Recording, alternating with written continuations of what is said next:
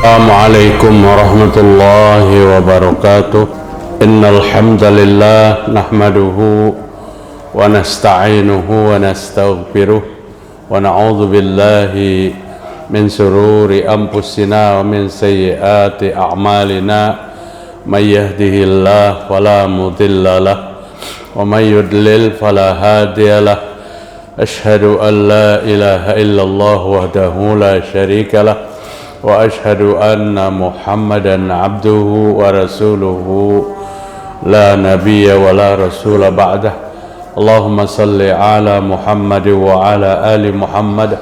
قال الله سبحانه وتعالى يا أيها الذين آمنوا اتقوا الله حق تقاته ولا تموتن إلا وأنتم مسلمون. يا أيها الناس اتقوا ربكم الذي خلقكم من نفس واحدة وخلق منها زوجها وبث منهما رجالا كثيرا ونساء واتقوا الله الذي تساءلون به والأرحام إن الله كان عليكم رقيبا. فإن أصدق الحديث كتاب الله وخير الهدي هدي محمد صلى الله عليه وسلم وشر الأمور محدثاتها وكل محدثات بدعة وكل بدعة ضلالة وكل ضلالة في النار. Mari kita bersyukur kepada Allah Subhanahu wa taala pada pagi hari ini, subuh Jumat tanggal 8 bulan Jumadil Akhir 1447 Hijriah, tanggal 28 bulan November 2025. Alhamdulillah, Allah telah memberikan hidayah kepada kita dapat melaksanakan salat subuh berjamaah. Kita bersyukur atas nikmat Allah yang luar biasa besar ini. Tanpa hidayah Allah maka sulit kita untuk melaksanakan perintah Allah itu dengan baik. Allah memilih kita untuk menjadi orang yang baik sehingga kita dapat melaksanakan salat subuh berjamaah. Mudah-mudahan amal ibadah kita diterima Allah. Mudah-mudahan segala kesalahan, segala dosa-dosa kita diampuni oleh Allah Subhanahu wa taala. Jamaah sekalian rahimakumullah, di dalam surah Ar-Ra'd ayat 20 sampai 26 Allah Subhanahu wa taala menceritakan tentang 6 golongan manusia yang akan dijanjikan surga Aden. Surga itu macam-macam namanya.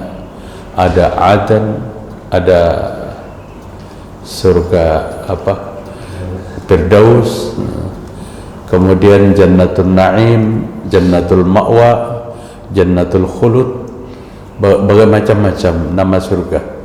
Pada surah ini Allah Ta'ala menceritakan tentang 6 golongan manusia yang dijanjikan jannatu adni yadkhulunaha wa man salaha min abaihim wa azwajihim wa dhurriyyatihim wal malaikatu yadkhuluna alaihim min kulli bab. Surga Aden, mereka masuk ke dalamnya bersama ayah mereka, anak mereka, keluarga mereka, cucu buyut mereka yang soleh dan solehah, dan malaikat menemuinya dari tiap-tiap pintu. Wal malaikatu yadkhuluna alaihim min kulli bab. Malaikat datang menemuinya, menghiburnya dari tiap-tiap pintu. Siapa aja 6 golongan itu? Pada ayat 20 dimulai walladzina yufuna bi ahdillah wala yanqudunal mitsaq. Yang pertama, orang yang tidak pernah melakukan pengkhianatan terhadap Allah Subhanahu wa taala pada saat dia berjanji dengan Allah membuat perjanjian dengan Allah.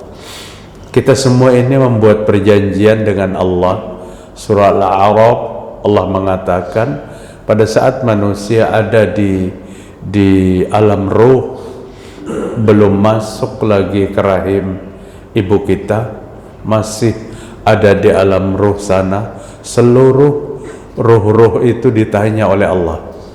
Di dalam surah Ar-Ra'd 72 disebutkan, alastu birabbikum, kata Allah. Pada saat Allah bertanya kepada roh-roh kita, apakah aku Tuhan kalian? Qalu, semua roh-roh itu menjawab, bala syahidna, benar ya Allah, hamba bersaksi bahwa engkau itu adalah Tuhan kami. Jadi siapapun yang lahir, maka itu pasti suci. Sucinya dengan sebuah perjanjian yang dia ucapkan di hadapan Allah Ta'ala. Nah, setelah dewasa, maka terjadi pengkhianatan terhadap janji yang dia buat. Setelah dia lahir, dewasa, menjadi Yahudi. Setelah dia lahir, dewasa, menjadi Nasrani. Setelah dia lahir, dewasa, menjadi Majusi. Atau menjadi seorang Muslim yang tidak bertauhid. Itu suatu pengkhianatan juga terhadap Allah Subhanahu wa Ta'ala. Makanya Nabi Muhammad sallallahu alaihi wasallam menyampaikan, innamal maulud yuladu alal fitrah. Setiap kelahiran itu dilahirkan dalam keadaan suci.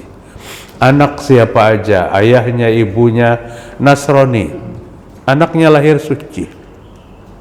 Ayahnya ibunya Yahudi, anaknya lahir suci. Ayahnya ibunya Majusi, anaknya lahir suci. Pada saat dia wafat sebelum umur mumayyiz, kata para ulama, atau lebih di atas umur balik, maka anak itu dianggap suci, tidak memiliki kesalahan apa-apa. Dia berhak untuk mendapatkan surga. Namun pada saat dia dewasa, dia melakukan pengkhianatan terhadap Allah Ta'ala, fa'abawahu yuhawwidanihi au yunassiranihi au yumajjisanihi. Maka ayahnya lah yang menjadikan anak itu Yahudi, anak itu Nasrani, dan anak itu Majusi. Tanggung jawab dan peran seorang ayah ini sangat penting. Sangat penting bapak-bapak dalam perkembangan anak. Pada saat ayah itu mengarahkan anak kepada sesuatu keyakinan di luar daripada keyakinan seorang mukmin dan mukminah, maka ayahlah yang menyesatkan anak itu. Ayah yang menyesatkan. Seorang ulama salafus salih menyebutkan, seorang ayah ini memperhitungkan masak-masak sebelum dia menikah dengan perempuan yang akan menjadi ibunya anak-anak. Kita kan menikah, kemudian dari pernikahan itu lahir anak kita yang banyak, 1, 2, 3, 4, 5. Sebelum menikah, yang pertama sekali diperhitungkan, calon ibu anak ini siapa. Jangan pernah berpikir asal kawin kada ada masalah. Tidak, diperhatikan karena al-um madrasatul ula. Ibu itu sekolahan pertama. Sekolahan pertama untuk mendidik anak pada masa-masa yang akan datang. 70 sampai 80% karakter pribadi anak kita meniru dan mencontoh kepada seorang ibu. Karena ibu sangat dekat dengan anak kita. Di mana aja sekolahnya, di madrasah, di sanawiyah, di aliyah, di perguruan tinggi, tetap dengan ibunya paling lama dia berdekatan. Maka pengaruh ibu sangat penting. Ulama menyebutkan ibu itu sekolahan pertama. Seorang laki-laki ingin menikah tentu dengan harapan akan melahirkan generasi penerus, maka carilah wanita yang mengerti agama, Jika laki-laki menikah tanpa berpikir seorang agama wanita yang dinikahi, maka ini laki-laki yang durhaka atas masa depan anak. Agar kita tidak tercatat sebagai seorang ayah yang durhaka atas masa depan anak, maka pilihlah wanita calon ibu anak kita yang mengerti agama. Yang mengerti agama. Oh, bagaimana kalau sudah telanjur, maka dididik. Dididik agama istri kita yang tidak mengerti sebelumnya. Kenapa? Anak nanti dalam pangkuannya dalam waktu yang cukup lama. Itu yang pertama. Yang kedua, kedurhakaan seorang ayah itu adalah memberi nama anak nama yang tidak baik. Asal bangaran aja anak. Asal bangaran, maka diberi nama anak nama yang tidak baik. Atau kadang-kadang nama anak itu mengambil kepada figur-figur orang yang tidak beriman. Sementara figur orang yang beriman sangat banyak. Sangat banyak. Kan ada dalam perjalanan kehidupan kita melewati, oh ini wanitanya cantik, ini wanitanya umpamanya anak wanita, ini taat dan sebagainya. Tidak semua figur itu diambil kepada patokan pertama adalah orang yang beriman. Nabi Muhammad SAW menyuruh kita menamai anak itu apabila anak laki-laki dengan nama Asmaul Husna, diawali dengan kalimat Abdu. Tapi hari ini nama-nama seperti itu dianggap kuno, dianggap ketinggalan.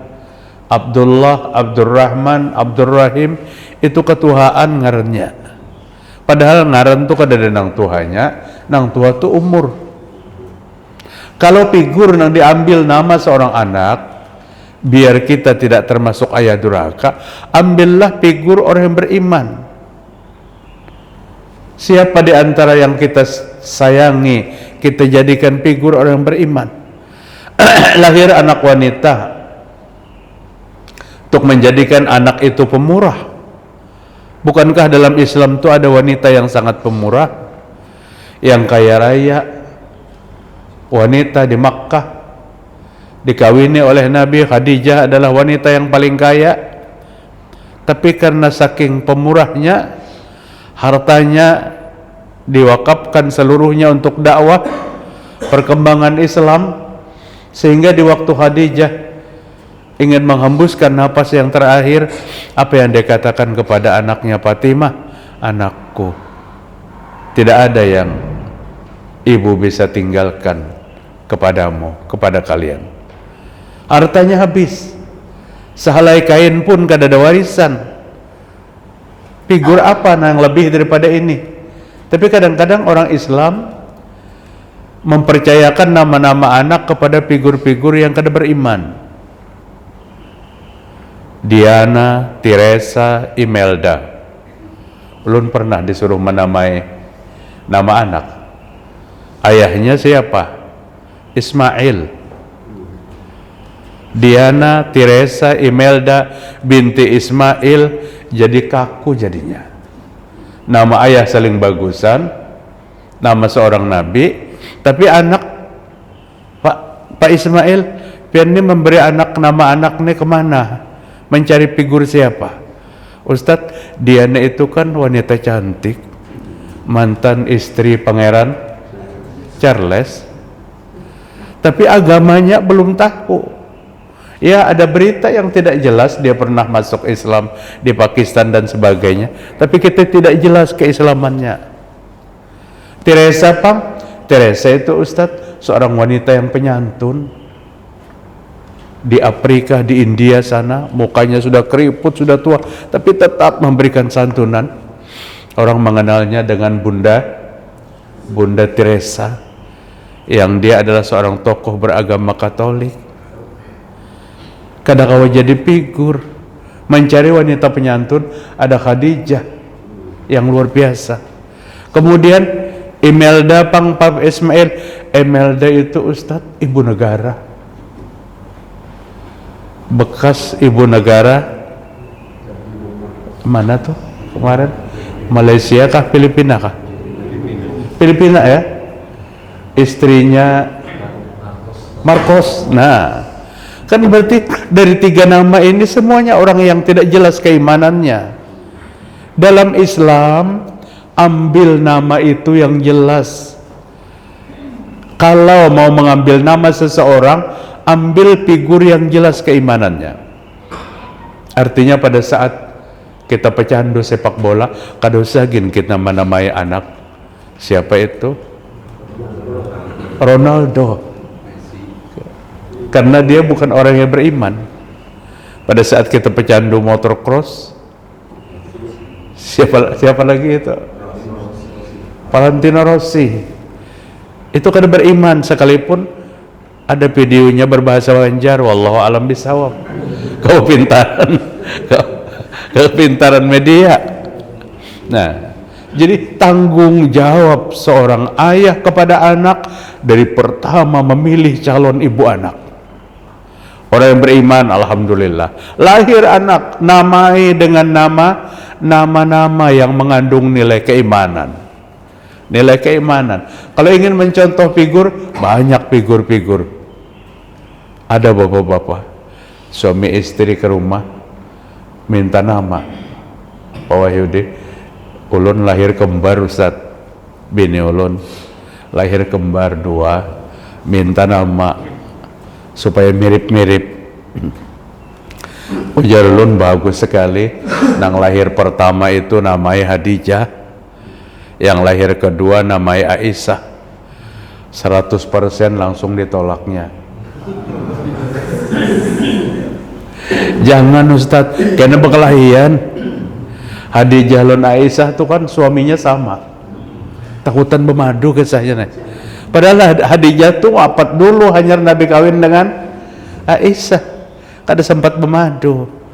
Cuman ya itu alasan, nama-nama Hadijah, nama Aisyah, nama Fatimah itu nama Tuha menurut mereka. Padahal nama Tuha itu umur.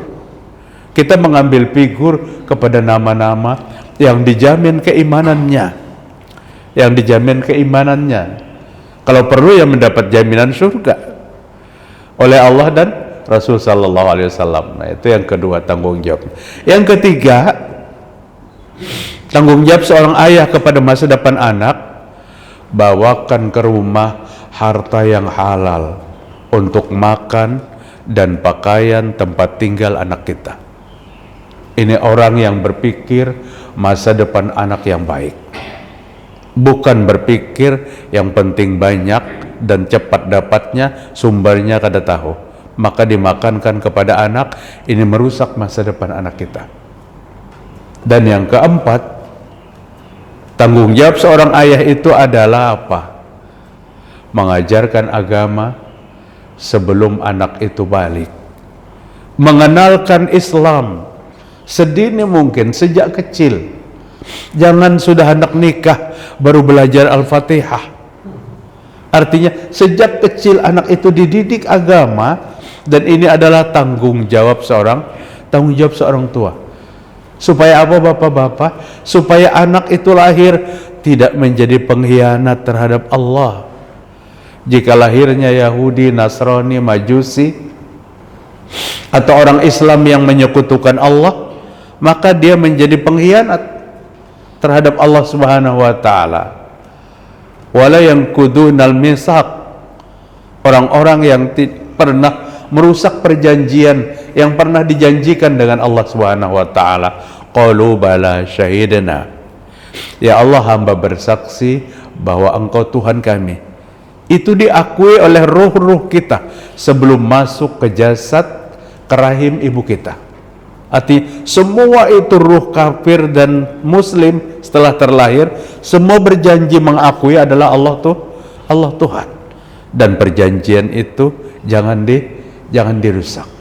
Yang pertama, walladzina yasiluna ma amarallahu bi ayyusal. Yang kedua, orang yang menyambung tali silaturahim di mana Allah memerintahkan untuk disambung. Ini kan tadi 6 golongan yang dijanjikan surga.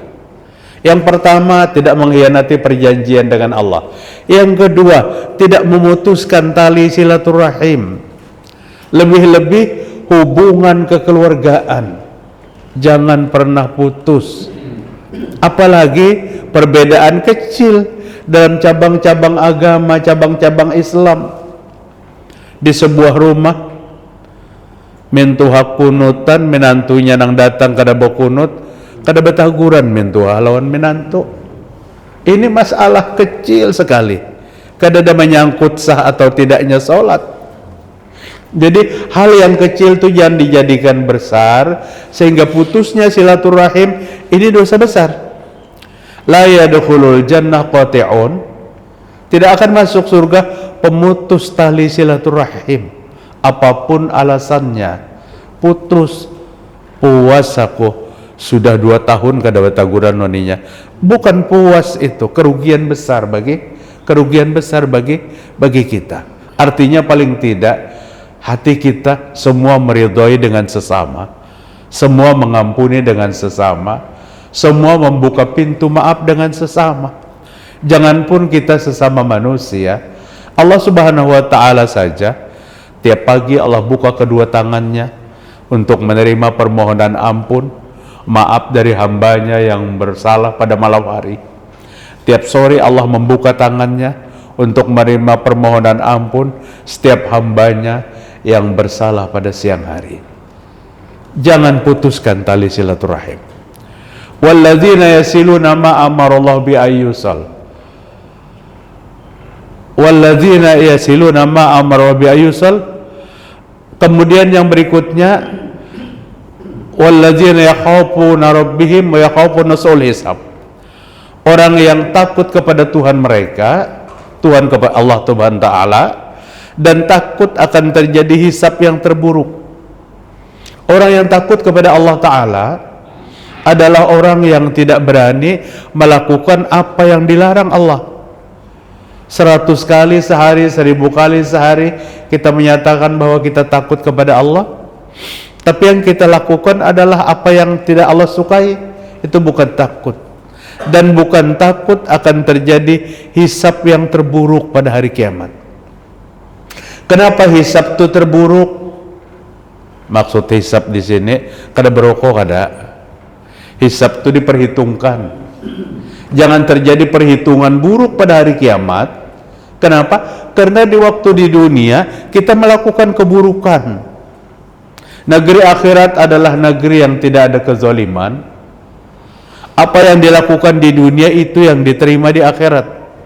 Orang yang takut kepada Allah, orang yang takut terjadinya hisab yang buruk, maka dia jaga perbuatannya di setiap hari. Untuk apa?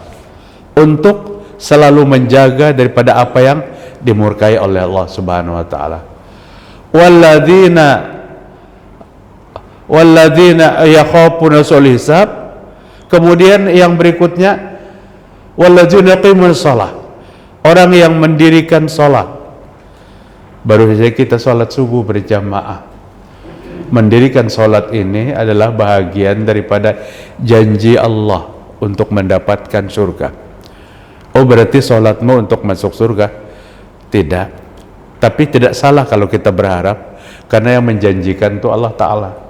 Laksanakan salat, Allah akan memberikan indahnya surga. Dari beberapa ayat yang disampaikan, termasuk ayat yang kita sampaikan, orang yang mendirikan salat, Allah menjanjikan jannatu adni yadkhulunaha wa man salaha min abaihim. Kemudian orang yang mendirikan salat, wa anfaqu mimma razaqnahum sirran wa alaniyah.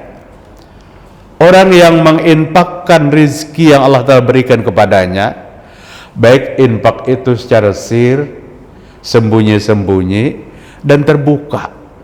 Keduanya kan ada masalah. Infak itu mau terbuka, mau sembunyi-sembunyi. Nang masalah tuh nang kada mau berinfak.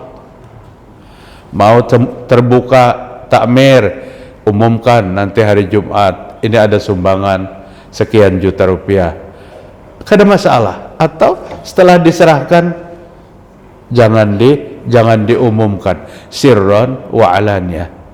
Wa yadra'una bil hasanati sayyi'ah. Yang keenam, orang yang membalas kebaikan, keburukan orang lain dengan kebaikan. Dan ini sulit benar dipraktekkan dalam hidup kita. Maunya kita orang berbuat jahat kepada kita, kita membalasnya jangan sesuatu yang lebih jahat lagi. Itu kan lunas, puas aku, inya menamparku sekali, aku tamparinya 10 kali. Ini bukan membalas keburukan dengan kebaikan. Tapi orang yang dizolimi kemudian membukakan pintu maaf, maka ini membalas keburukan dengan kebaikan. 6 macam yang Allah bicarakan pada surah Ar-Ra'd 20, 21, 22, 23 dan seterusnya. Jannatu adni yadkhulunaha, Allah akan masukkan nanti mereka ke dalam surga Adan.